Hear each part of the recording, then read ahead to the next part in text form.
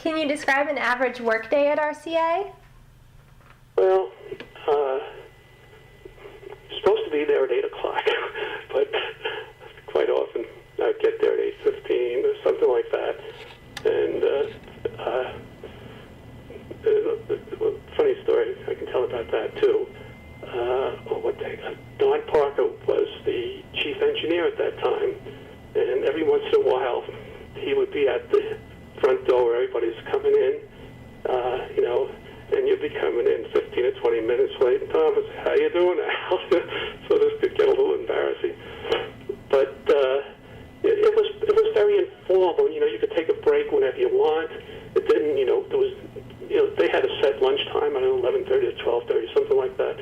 But it wasn't really adhered to strictly.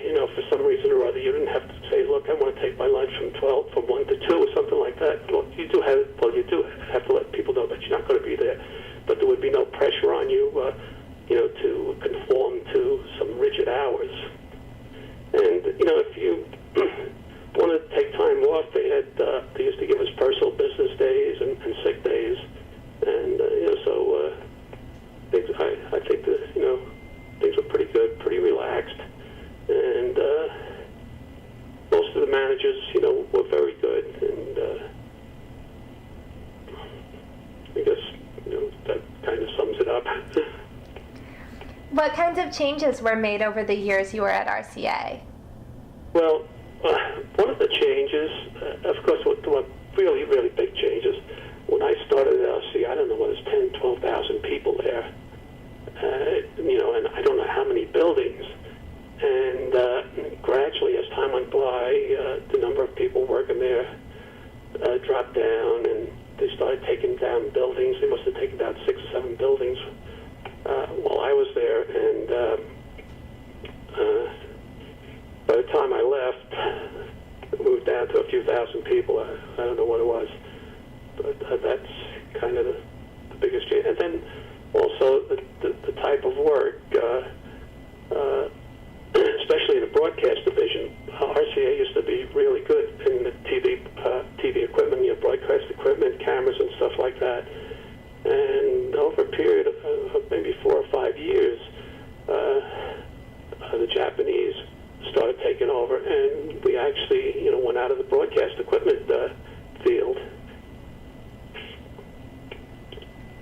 How much did RCA influence the growth of Camden?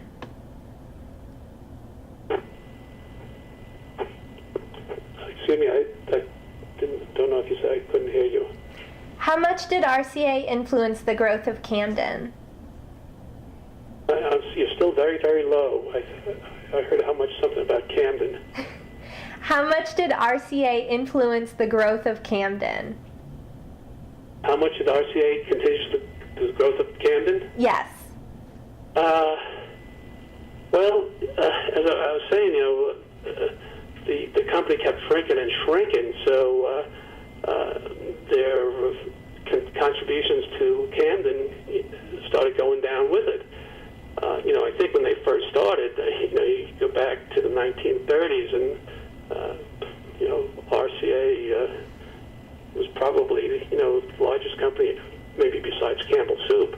RCA and Campbell Soup were the real big companies in Camden, and like I said in the beginning, I don't know what they were contributing in the end, and I am not too familiar with what they may have had some programs that they instituted to help the people at Camden, but I really don't know for sure about that. How long did you work at RCA? Sorry, I didn't hear you again. How long did you work at RCA? I worked 34 years. And why did you leave? Excuse me? Why did you leave RCA? I retired. Can you describe how you felt when RCA was sold? I didn't feel good about it, and I was hoping it wasn't going to happen. And in fact, came quite as a shock. We heard some rumors about it and didn't think too much of it, and then it finally happened. And when took over, they started selling off divisions and things like that, and they brought in some new management. They had a different style of management, and it really became a different type of company when GE took over. But one thing about GE, they had very, very good benefits. But the bad thing about that is you never know when your company's going to be sold out from under you, and then you don't have those benefits anymore. But yeah, I wasn't too happy, and I think most people weren't too happy about that. What did you enjoy about working at RCA? Well, what I liked was I was talking about diversity. You never know what kind of a project you could get into. Like I worked on radar systems. Let me see. I did work on electronic countermeasures, UHF, VHF transceivers, and this ranging system I worked on, and did a lot of work with frequency synthesizers. I worked on ground support equipment for the space station. Also, I designed an EF portable communication terminal, which was again for the space station. And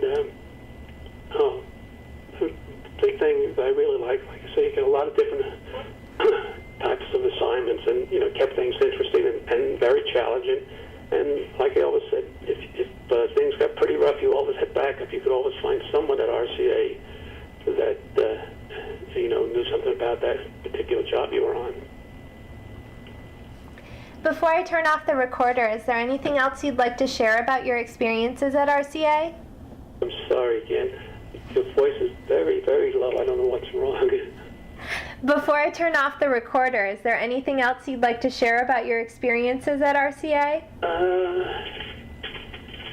Let me see. I think we covered we'd pretty much everything. Well, there's one other thing that I don't know how interesting this is. You know, we're talking about retirement, and when I started at RCA, the retirement plan wasn't the greatest, so I decided not to join. And after I was there about 8 years, RCA allowed us to buy back into the retirement program. We had to pay our past contributions, and then we would be eligible for the years that we didn't join, and which was very nice. But the only thing is, the amount of money I had to pay back was pretty large, and you had to pay this over a period of 1 year, which they would take it out of your pay. And so for about a year, I was subsisting on 60% of my pay. So that was a little bit rough, but it was in the long run, it was really worth it. Well, thank you very much for agreeing to be interviewed. Okay, thank you.